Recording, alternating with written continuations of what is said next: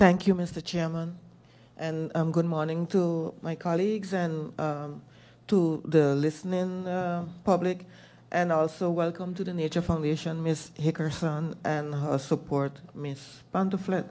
I thank the Nature Foundation for bringing us all of this information, I will say in a very controlled manner. However, in listening, what I hear, among others, is that our corals are basically under attack. But you bring it very lightly, but I am hearing, and in the presentation I can see a lot of signals of alarm. When you mention acidity and pollution as one of the reasons for the attack, my question is what is causing this? I know that one of the answers you gave was wastewater runoff, but I'm asking also, what else do you think is causing acidity in particular? What do you think is causing the acidity, and also pollution in general? Also, like MP Westcott Williams mentioned, we have heard this before. I've been around long enough to have heard this before, to have seen earlier reports, and I was wondering, did the Nature Foundation look at earlier reports and then look at this report, and are you seeing big changes, and what is the time span between the reports? Are you seeing big changes, or is it leveling out, or what are you seeing over time? And then regarding Indigo Bay, you spoke about certain developments causing a trigger. Has this trigger now been caused by Indigo? I mean, what is being done? So we can, I mean, we're seeing this, we're seeing the report. We know that Indigo Bay is coming. The minister just presented the project as well in the press. My colleague, MP Labega, also asked about Indigo Bay, so we know it's coming now. So what are we doing? Are we just watching, or what concretely is happening? What is the ministry doing?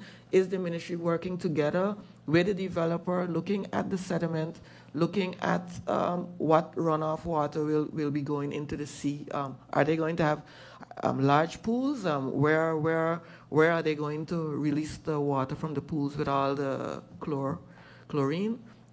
What is going to happen? And you also mentioned having environmental assessments done. I have worked before on projects, large projects in St. Martin, where environmental assessments were done. People had to be brought in to do it.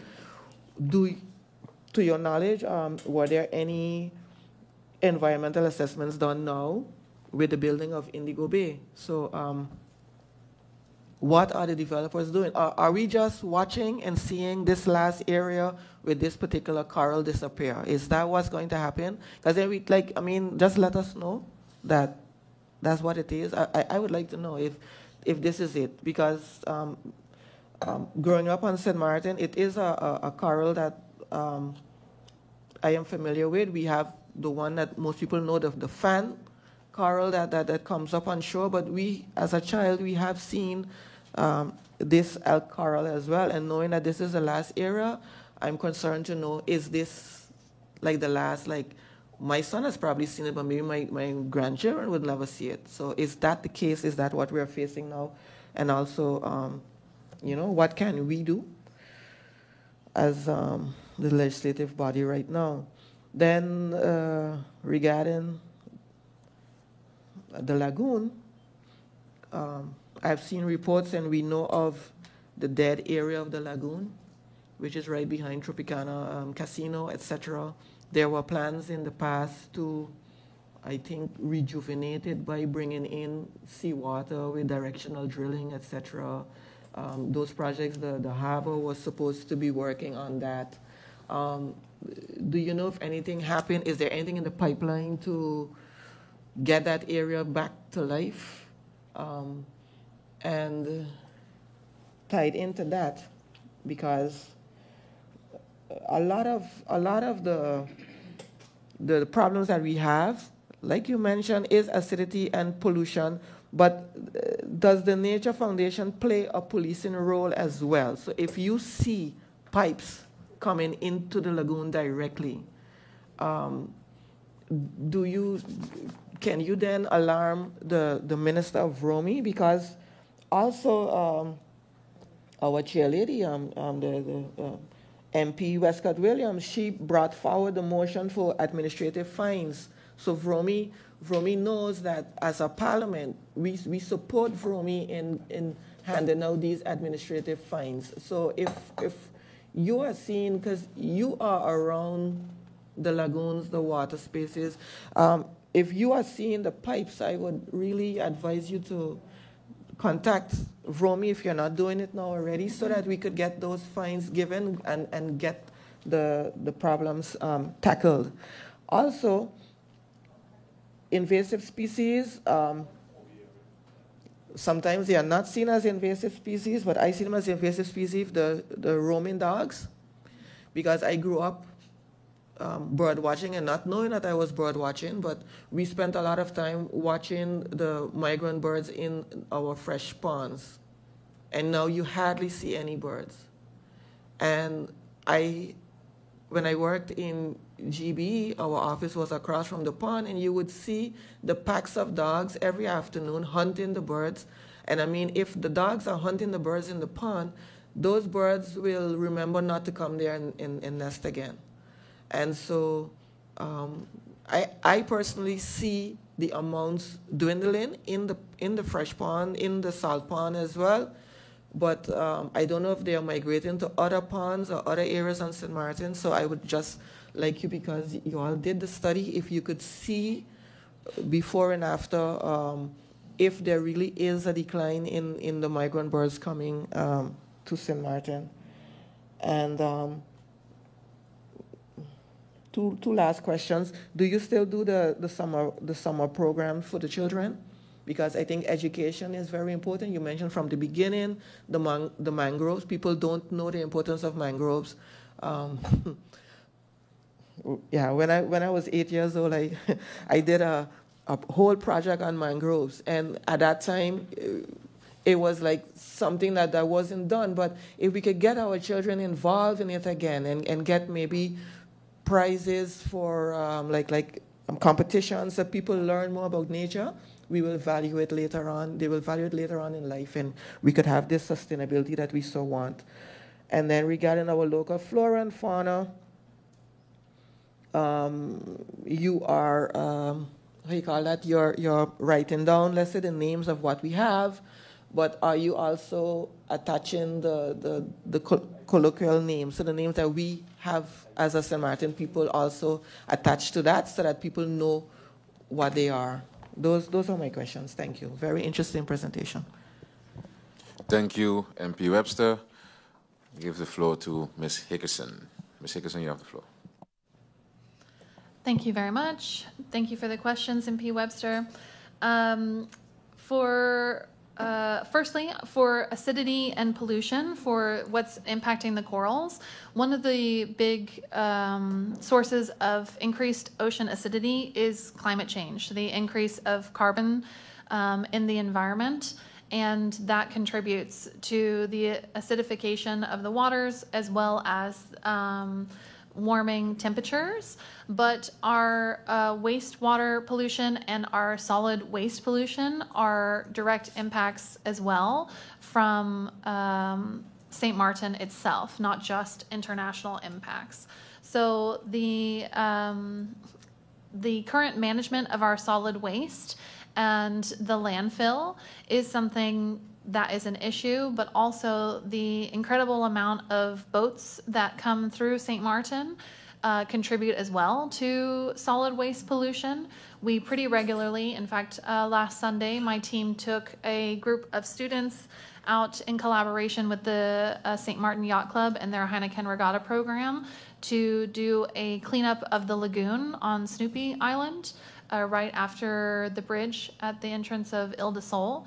And because of its position for the wind, the standard wind in St. Martin, that area almost always has a lot of solid waste pollution that have flown off of the decks of boats or flown from surrounding areas in the lagoon.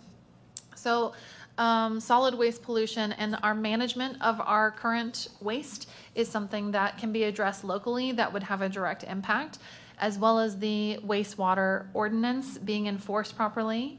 Something to keep in mind that as recently as 2021, I believe, buildings were still being allowed for their permit for their wastewater management system to say that if the wastewater management system fails, then it pumps to the lagoon. That was a building permit that was approved since I worked at the Nature Foundation, and that's how it was approved, that they had their wastewater management system. It was going to manage the wastewater of that building, but if the system failed, their fail-safe was to pump into the lagoon. So that should also be addressed. That's contributing to the high nutrients in the water, causing algae blooms, causing fish die-offs. Previous reports and changes. So EcoVision 1995-1996 was the last State of the Marine Environment, the large biodiversity assessment.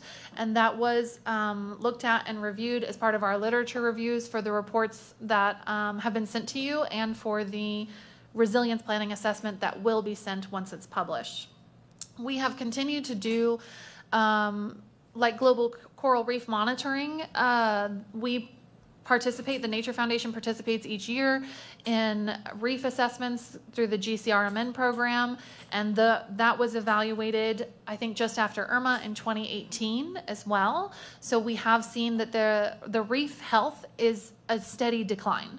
We have had a series of bad luck for St. Martin as well. We had a coral disease come through that impacted us. We had Hurricane Irma come through that impacted us. Now climate change. It is a perfect storm of our corals to be under the most stress, and we are not helping, to be quite frank. So looking into restoration programs is something that the Nature Foundation often gets proposed and pushed towards, but coral restoration is a high funding capacity. If we're going to do coral restoration, I need a lot of money to do it well. Otherwise, we're just kind of greenwashing you and telling you we're working on something, but it's not actually making any impact. So the type of project proposals that I'm looking for now, trying to make the Nature Foundation a better management authority, are always going to be large-scale programs that impact conservation strategy, policy strategy, and have a long-lasting impact. We're trying to move away from those, small $50,000 little Band-Aid projects. Regarding the Indigo Bay development, to my knowledge, an environmental impact assessment has not been done. And that is a recommendation that we have put forward to the ministry. The policy team and the Ministry of Romy as a whole have been really involved in this.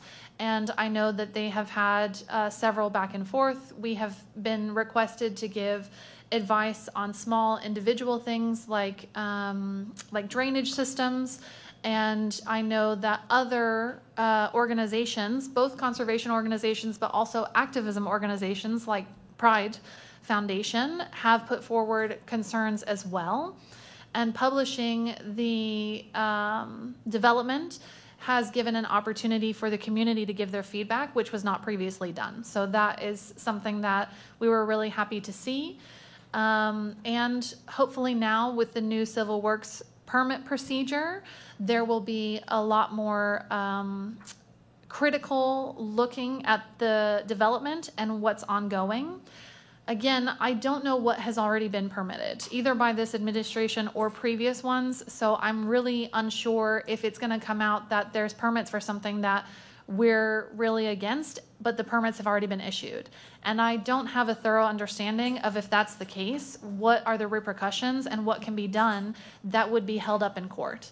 So I think that having a clear understanding of what has been either currently or in the past issued would be something that would be a strong starting point.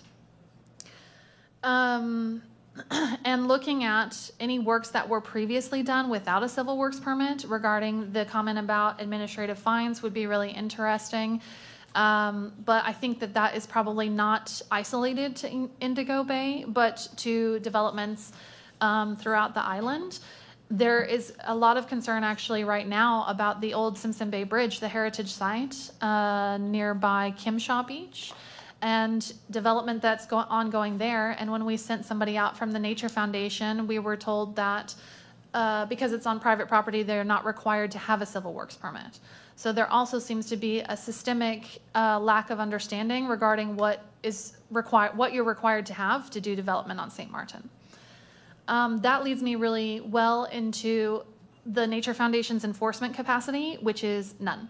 The Nature Foundation does not currently have anyone that has BAVPOL or VECA S. We're not listed as an enforcement agency.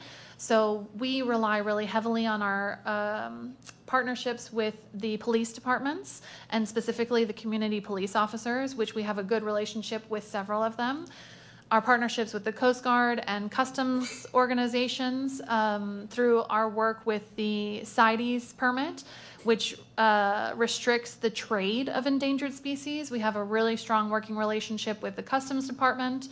And so we rely on these other enforcement agencies if we call on them to come out and respond either with or on behalf of us. That's something that I would really like to address. However, I have very few Dutch-speaking individuals at the Nature Foundation right now. We're a very diverse and international crew. And right now in St. Martin, in the past, the Special Police Powers or the VECA S courses or BAVPOL courses have all been held in Dutch. Though I know our sister islands in Saba and Statia have given those courses in the past in English, and that is something that we are very interested in.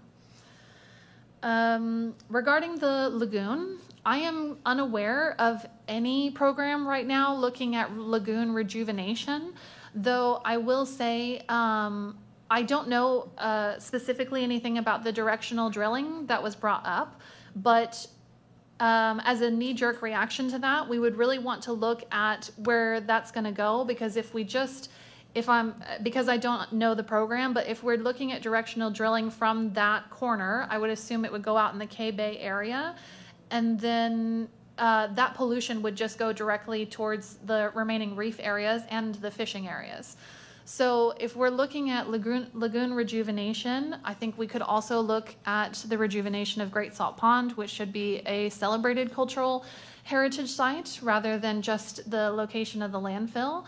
And we could look at nature-based solutions like restoring mangroves and seagrass, which act as filtration systems, and other kind of nature-based solutions to address those. And I think that that is a very valuable direction for government to look into.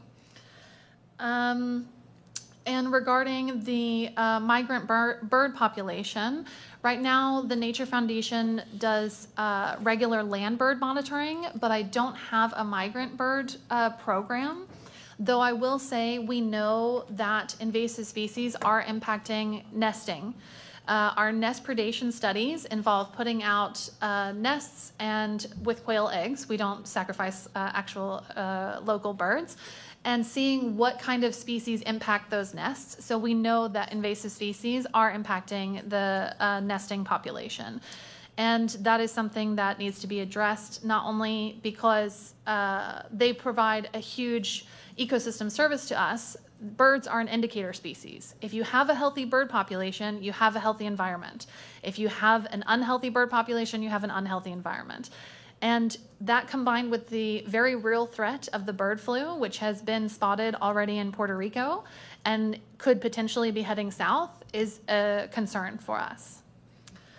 And then for the terrestrial biodiversity assessment, I know in their evaluation of the species, they included not only the names of the species and local terms, but also their current status on several different species lists, including the restriction on trade for endangered species or CITES list, their SPA recognition, or any other, the IUCN Red List. That's all in the appendix of the report that was sent out.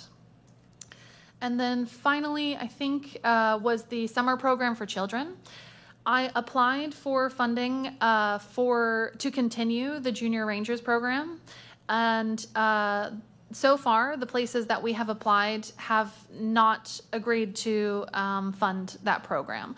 So we are still currently looking for funding to continue it. I think we would be the only Dutch Caribbean island without an ongoing Junior Rangers program.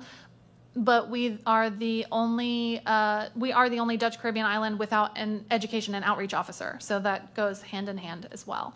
The Dutch Caribbean Nature Alliance actually recently established education standards that require anybody that's part of the alliance to have a dedicated person towards outreach and education. So that's something that we are desperately trying to address. And I think that was everything. Thank you, Ms. Hickerson. Was that clear, MP? Yes. The following MP on the list is MP La Cruz. MP La Cruz, you have the floor.